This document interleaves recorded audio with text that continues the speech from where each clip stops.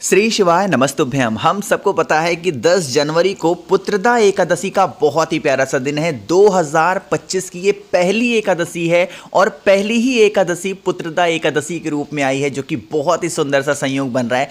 काफ़ी ज़्यादा लोग परेशान थे भैया, पुत्रदा एकादशी पे जो गुरुजी ने उपाय बताया ना कि खीर का भोग लगाना है, वो हमें कैसे लगाना है और कैसे उस खीर को खाना है, बेलपत्र को खाना है, इसकी बातें करेंगे इस पूरी वीडियो में, जो कि पूज्य गुरुजी की कथा से सुन के बहुत अच्छे से आपको समझाऊंगा। ठीक है ना। वीडियो को पहले तो पूरा देखिएगा जिससे जानकारी आपको अच्छे से मिल पाए, है ना। देखो, आपने बहुत सारी कथाओं में गुरुजी के सुना होगा कि एकादशी के दिन कभी भी चावल नहीं खाना चाहिए, लेकिन जो खीर हमें बनानी है वो चावल से ही बनानी है। ये पूरे साल भर में जो पुत्रदा एकादशी आती है, यही वो पहला दिन होता है जिस दिन महादेव को खीर समर्पित की जाती है और उस खीर को प्रसाद के रूप में खाया भी जाता है। मेरी बातें समझ में आ रही क्या? देखो, अब मेरी बात को समझिएगा। कुछ लोग खीर को खाते हैं और कुछ लोग खीर को नहीं खाते। अब उपाय पहले समझ लो।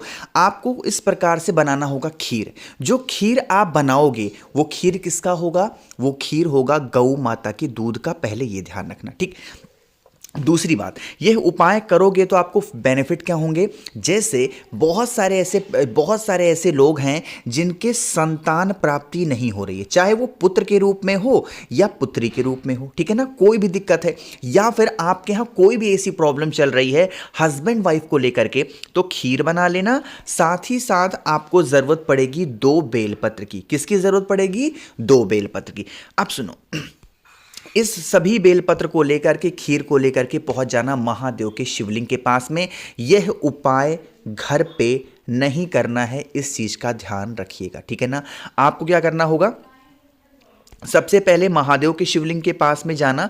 अगर हस्बैंड और वाइफ दोनों मंदिर जा रहे हैं तब तो बहुत अच्छी बात है, बट अगर मान लो कि सिर्फ वाइफ जा रही है इस उपाय को करने के लिए, तो जो आपने खीर तैयार किया है पहले पहुंच करके महादेव के शिवलिंग के पास में ही उस खीर का भोग लगा देना, ठीक है ना। शिवलिंग को टच नहीं कराना है, बस शिवलिंग के पास में खीर को रख देना। आपके पास में 2 बेलपत्र है ना। जो एक बेलपत्र होगी, एक क्या मतलब जो दोनों बेलपत्र होगी वो महादेव के शिवलिंग के ऊपर चढ़ाना, और यह कामना से चढ़ाएंगे कि हे शिव शंभु भोलेनाथ, हम लोग के बीच में प्रेम नहीं है, या फिर हमारे घर में संतान की जो है प्राप्ति नहीं हो पा रही है। आप कुछ भी ऐसा करें जिससे हमारे घर में संतान की प्राप्ति हो। एक चीज़ का ध्यान रखिएगा, जब भी महादेव के शिवलिंग के पास जाएं, संतान की खुशियों के लिए या फिर संतान की प्राप्ति के लिए कभी भी वहाँ पर खड़े होकर के पुत्र या पुत्री की बातें मत कीजिएगा, ठीक है ना।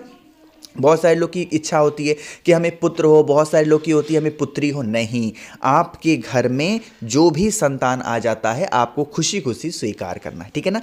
तो आपको क्या करना है? 2 बेलपत्र समर्पित किया। जब आप प्रार्थना कर चुके महादेव से, तो यही 2 बेलपत्र यहाँ से उठा लेना। बहुत सारे लोग खीर को भी उठा लेते हैं। अब आप चाहो तो खीर को शिवलिंग के पास में ही छोड़ देना, यही 2 बेलपत्र उठाना। एक बेलपत्र महादेव के मंदिर के चौखट पे बैठ करके एक लोग खा लेंगे और दूसरा बेलपत्र अपने पति के लिए आप लेकर के घर पे जाना और उनको खिला देना। इससे क्या होता है, जिन भी लोगों के घरों में संतान की प्राप्ति नहीं होती है उन्हें संतान सुख मिलता है, और यदि आपके बीच में प्रेम स्थापित नहीं होता है तो आप लोग के बीच में लड़ाई झगड़े भी खत्म जरूर हो जाते हैं, ठीक है ना। करिएगा जरूर। अब इस पितृदा एकादशी पे करने वाले हम लोग अपने दूसरे उपाय की बात करते हैं, जो कि हमें करना होगा घी के साथ में ना। देखो, जैसे यहाँ पे आपको घी दिख रहा है, बहुत ज़्यादा नहीं लेना। जैसे यहाँ पे 1 चम्मच आपको दिख रही ना, इतना ही लेना है। किसके लिए होगा? स्पेशली यह उपाय होगा अगर आप पे घर में बहुत लड़ाइयाँ होती है ना, या फिर घर का कोई ऐसा व्यक्ति है, कोई ऐसा इंसान है जिसको क्रोध बहुत आता है और आप उसके लिए बहुत चिंतित रहते हो, बहुत परेशान रहते हो, तो आप उपाय करेंगे। जो आपने घी लिया है उस घी को, जो बेलपत्र है आपके पास में, उस बेलपत्र के 3 पत्तों पे खूब अच्छे तरीके से आपको क्या लगाना है? घी को लगा देना। मेरी बात समझिएगा। घी को क्या करना है? बेलपत्र के 3 पत्तों पे आपको अच्छे तरीके से घी को लगाना। ठीक, अब घी को जब आप लेपन करेंगे बेलपत्र के पत्ते पे, तो जो भी व्यक्ति घर में आपके क्लेश करता, झगड़ा करता, क्रोध करता, आपको क्या करना है, उस व्यक्ति का स्मरण करना है, नाम और गोत्र बोलना। ठीक है ना। फिर आप इस बेलपत्र को उठाना, महादेव के शिवलिंग के पास लेकर के पहुंच जाना। देखो एक नियम समझिएगा इस उपाय का, जब भी हम कोई भी उपाय लड़ाई झगड़े का करते हैं तो पूज्य गुरु जी ने अपनी बहुत सारी कथाओं में 2 नाम महादेव का बताया है। वो कौन सा नाम है? पहला नाम तो होता है कुंदकेश्वर महादेव, ठीक है ना, और दूसरा नाम कौन सा होता है? हाटकेश्वर महादेव। तो जो नाम आपको प्रिय लगता हो उस नाम का स्मरण करते हुए घी लगी हुई वो बेलपत्र माता के हस्तकमल पर, जिसे हम प्यार से कटी भाग के नाम से भी जानते हैं, अगर आप यहाँ पर उस बेलपत्र को समर्पित करके 1 लोटा जल मात्र चढ़ा देते हैं तो आपके घर में कभी लड़ाइयाँ नहीं होंगी, और जो भी व्यक्ति क्रोध करने वाला होगा उसकी क्रोध भी खत्म जरूर होगी। ठीक है ना। अब एक चीज का और ध्यान रखेंगे, एकादशी के दिन कभी भी, चाहे वो बेल का पेड़ हो, चाहे वो तुलसी माता का पत्ता हो, या फिर दुनिया का कोई भी पत्ता हो, आपको अपने हाथों से उस पत्ते को नहीं तोड़ना चाहिए, वरना आपको दोष लगता। ठीक है ना। चलो, अब यहाँ पे हम लोगों ने 2 उपाय की बातें कर ली है, आगे बढ़ते हैं। अब इस वीडियो के हम लोग अपने तीसरे उपाय की तरफ, जो कि हमें करना होगा अगर आपके घर में बीमारियां बहुत ज़्यादा हैं तो सॉरी, तो उस बीमारी को हमेशा के लिए कैसे दूर करेंगे। उससे पहले एक छोटा सा काम कर दीजिए, जल्दी से वीडियो को लाइक करेंगे। जिसने अभी तक चैनल को सब्सक्राइब नहीं किया, मेरी आवाज़ आप पहली बार सुन रहे हैं, चैनल को ज़रूर सब्सक्राइब करेंगे। ठीक है ना। चलो समझने की कोशिश करते हैं। सबसे पहले यहाँ पे आपको कई तरीके के पेड़ दिखाई देंगे, जैसे देख रहे हो बहुत सारे पेड़ हैं। अब एक चीज़ का ध्यान रखिएगा, यहाँ पर जितने भी वृक्ष, जितने भी पेड़ आपको दिखाई दे रहे हैं, आपको इनका इस्तेमाल बीमारी के लिए करना है। मेरी बात समझिएगा, जैसे मान लीजिए कि आपके घर में कभी कोई भी दवा काम नहीं कर रही है, किसी भी वृक्ष की 5 पत्तियों को लेना है। आप कहोगे भैया अभी अभी आपने बताया है कि पत्तियों को तोड़ने से दोष लगता है, अभी आप कह रहे हो कि पत्तियों को लेना है। तो पत्तियों को आपको अपने हाथों से तोड़ना नहीं है, आपको उन 5 वृक्ष की किन्हीं 5 पत्तियों को लेना होगा, और उन्हीं 5 पत्तियों को लेकर के महादेव के शिवलिंग के पास लेकर के जाना। बस एक चीज का ध्यान रखिएगा, आप अपने साथ एक तांबे के लोटे में जल भरेंगे। एकादशी का दिन है तो गंगा जल उस जल के अंदर जरूर डालेंगे। ठीक है ना। फिर आप इस कलश को उठाना और सीधा पहुंचना महादेव के शिवलिंग के पास में। जो 5 पत्तियां आपके पास में हैं, उन 5 पत्तियों को एक एक करके महादेव के शिवलिंग के ऊपर समर्पित करते जाएंगे। लेकिन यहां पे नाम कौन सा लेंगे, वो नाम यहां पे मैं लिख दे रहा हूं। कौन से नाम से? कल्याणेश्वर महादेव। कौन से नाम से?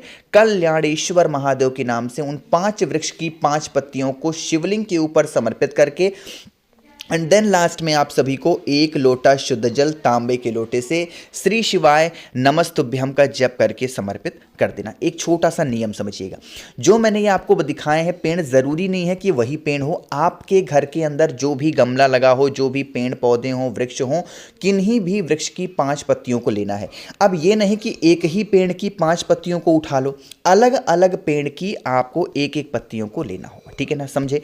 चलो आगे बढ़ते हैं। अब इस वीडियो के हम लोग अपने सबसे आखिरी और अपने चौथे उपाय की तरफ, जो कि आपको करना होगा बेल पत्र के साथ में। ठीक है ना। इन क्या बेनिफिट हैं सबसे पहले वो समझ लो। जैसे मान लीजिए कि आपके घर में कोई भी ऐसा संकट है जो दूर नहीं हो पा रहा है, खासकर वो संकट अगर धन संपदा को लेकर के है, तो आप इस उपाय को जरूर करेंगे। ठीक है ना। इस उपाय के लिए, धन के लिए, आपको जो बेल पत्र दिख रही है, इस बेल पत्र की नीचे की दोनों जो छोटी छोटी पत्तियां आपको दिखाई देती हैं, इन्हीं दोनों छोटी छोटी पत्तियों पे आपको क्या करना है?